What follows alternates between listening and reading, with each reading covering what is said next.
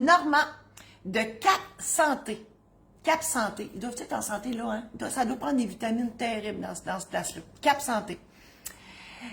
Normand. Ma gang du Tim Hortons m'obstine. Ça, là, le Tim Hortons, là, mon père, il va.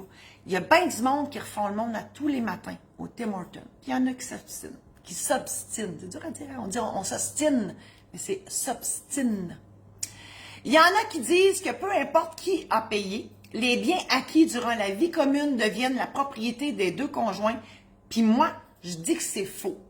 Qui a raison? Bien, bravo Normand de Cap Santé, vous avez raison. Puis là, vous dites, vie commune, on ne sait pas si vous parlez de mariage ou juste conjoint de fait.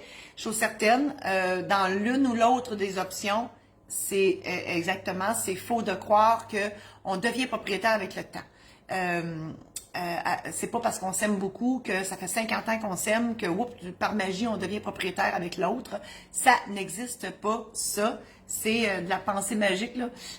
Donc, pour devenir propriétaire, il faut se divorcer. Et encore là, c'est un droit de créance qu'on va avoir. Ce n'est même pas le droit dans la propriété qu'on va avoir. C'est un droit de créance sur la moitié de la valeur nette de la maison qu'on va recevoir. Souvent, les gens, ils disent, j'ai perdu la maison dans le divorce. C'est juste parce la personne devait, mettons, 150 000 $ à l'autre en paiement du régime matrimonial et du patrimoine familial. Et il n'y avait pas l'argent liquide, mais par hasard, la maison vaut ça, fait que je te donne la maison. Donc, c'est une modalité de paiement et non pas un droit de propriété. Donc, marié ou pas, peu importe combien de temps vous êtes ensemble, vous n'aurez pas la propriété. D'où l'importance de regarder qui paye. Moi, je dis toujours aux gens que les contrats doivent refléter la réalité. Donc, si vous êtes deux à payer la maison, normalement, vous devriez être deux sur le contrat d'achat. Si ce n'est pas le cas, on fait une cession. Celui qui est propriétaire cède une partie, indivise, donc au pourcentage détenu par la personne qui paye avec l'autre. Voilà. Effectivement, moi, je vous aide à vous préparer avant d'aller chez le notaire parce que moi, je le sais que, puis j'ai un feeling, puis je le vois, le monde qui vient à mon bureau.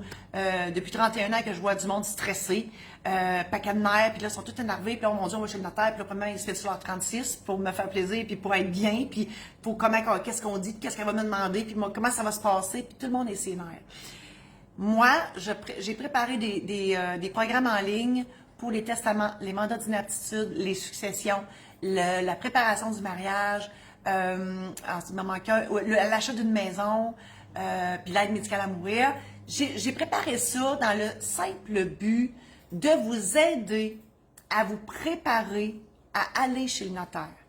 L'aide-mémoire qui est compris avec le programme en ligne, c'est un aide-mémoire où vous allez écrire ce que vous voulez, selon ce que je vous explique dans le programme en ligne.